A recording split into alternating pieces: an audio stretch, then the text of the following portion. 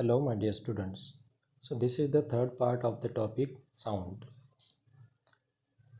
In the last parts, we learned that sound is nothing but vibration.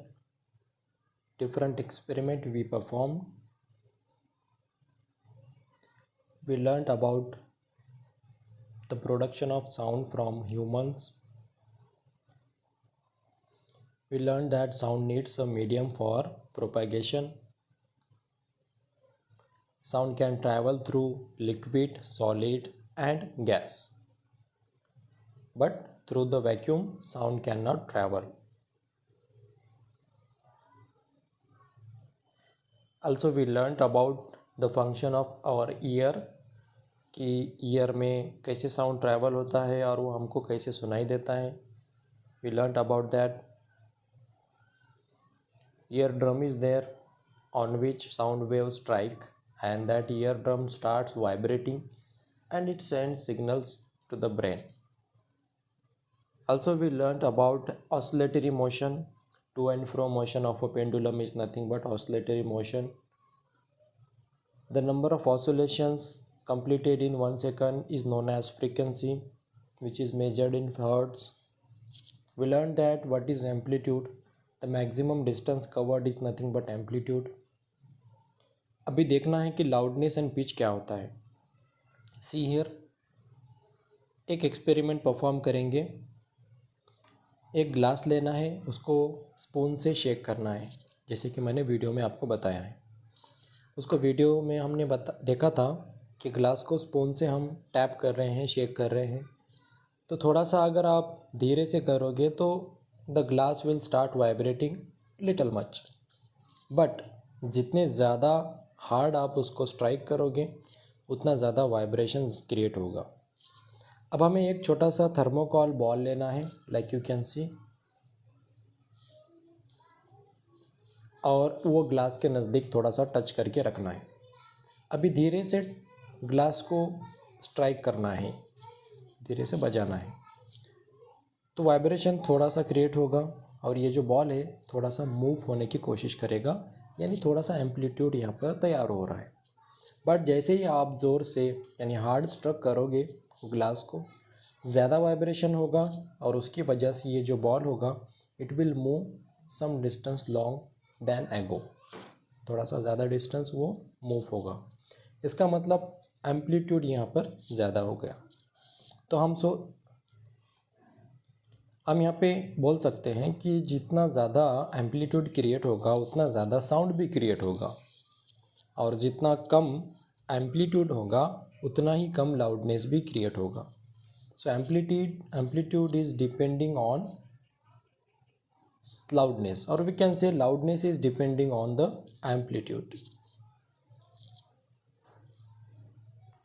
So the loudness of sound is proportional to the square of the amplitude, and loudness is expressed in a unit called decibel, या फिर dB बोलेंगे इसको, like this. Loudness हम major कर सकते हैं dB यानी decibel में. नॉर्मल ब्रीथिंग का जो मेजरमेंट होगा it is 10 dB. Soft whisper करेंगे, कुछ खुसफुस करेंगे बातें, तो उसका होगा near about 20 to 30. Normal conversation करोगे 60 dB. बिजी ट्रैफिक होगा तो 70 dB. एवरेज फैक्ट्री की मशीन्स का आवाज़ 80 dB. और 80 dB के अबो अगर आवाज़ आता है that will be called noise, and that will be painful to hear. अभी देखो श्रिलनेस और पिच क्या होती है. लाउड साउंड जब हम ड्रम का सुनेंगे, so there is no pitch और we can say shrillness in that sound. But अगर सरसर आवाज़ आ रहा है, एक सीटी का आवाज़ आ रहा है, विसल का आवाज़ आ रहा है, या छन छन आवाज़ आ रहा है किसी इंस्ट्रूमेंट का, in that sound shrillness is there और we can say pitch is there. यहाँ पर कंफ्यूज नहीं होना है. ढोल का जो आवाज़ होगा, ड्रम का जो आवाज़ होगा, उसके अंदर श्रिलनेस कम होगी. श्रिलनेस यानी पतलापन, या फिर जैसे छन छन वगैरह आवाज़ होता है वो कम होगा. तो लाउडनेस जो होगी जब ज़्यादा होगी तो पिच कम होगा, एंड जब पिच ज़्यादा होगी तो लाउडनेस कम होगी. सी हियर, जब आप सीटी बजाओगे तो पिच ज़्यादा क्रिएट होगी, लाउडनेस कम क्रिएट होगा. हम ऐसा बोलते हैं क्या, सीटी बजाओ तो बहुत ज़्यादा लाउड आवाज़ आ रहा है? नो, बट आप जब ड्रम बजाओगे तो we can say loudness is there. So the frequency determines the shrillness or pitch of a sound. If the frequency of vibration is higher, we say that the sound is shrill and has a higher pitch. जब frequency ज़्यादा होती है तो pitch या फिर shrillness ज़्यादा होगी. Amplitude अगर ज़्यादा है तो लाउडनेस ज़्यादा होगा. Remember this difference.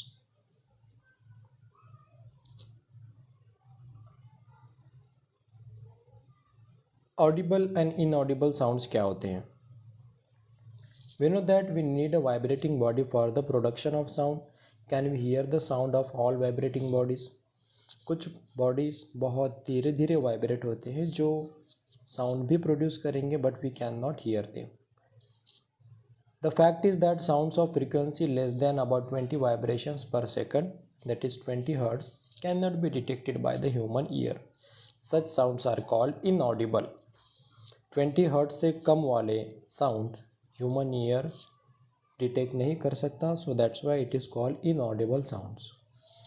On the higher side, sounds of frequencies higher than about 20,000 vibrations per second, that is 20 kilohertz, are also not audible to the human ear.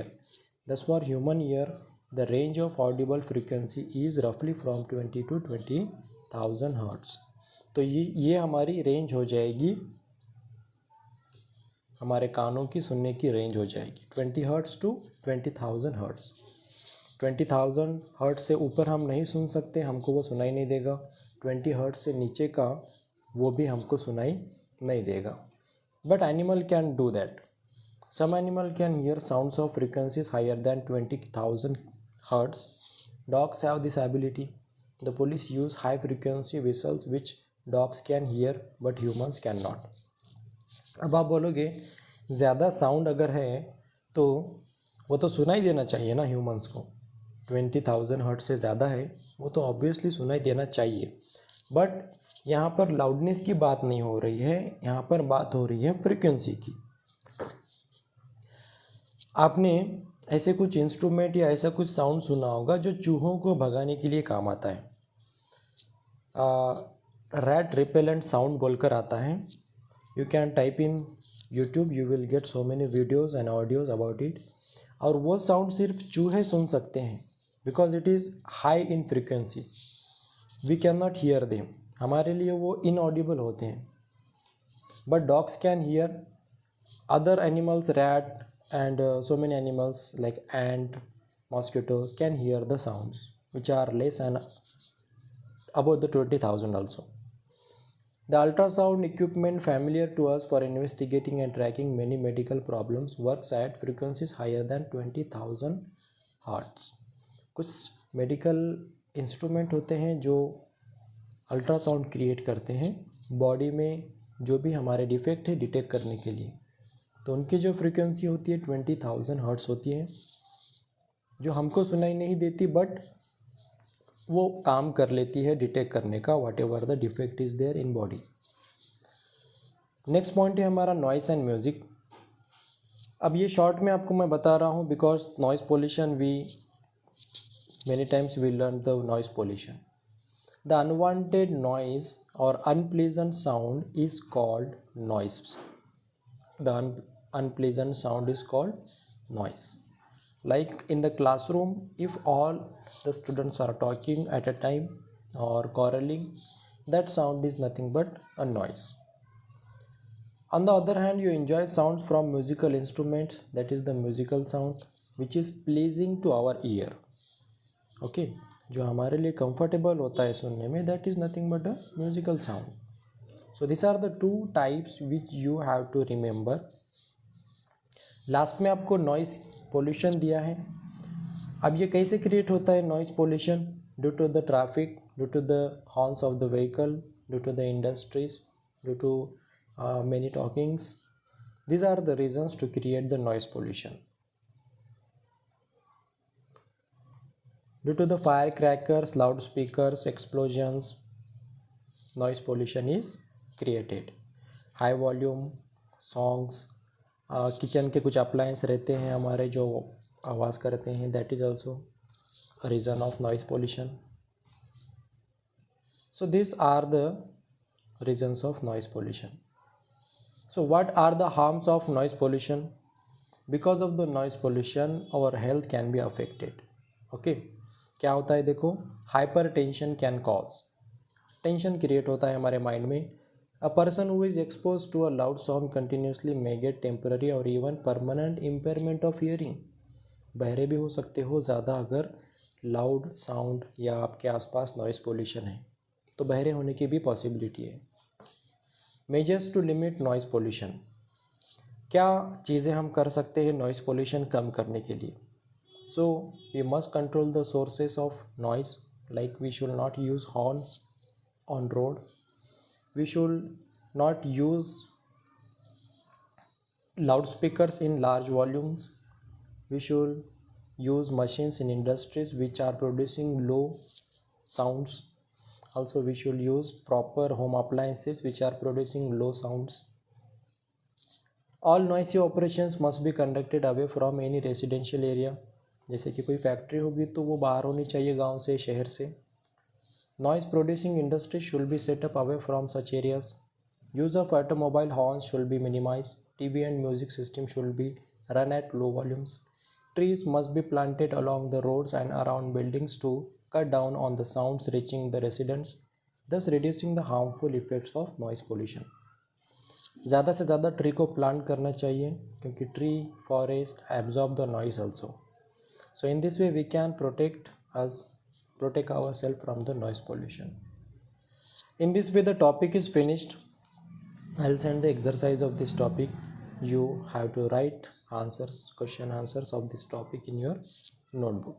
In the next session we will start a new topic. Till then, take care and bye bye.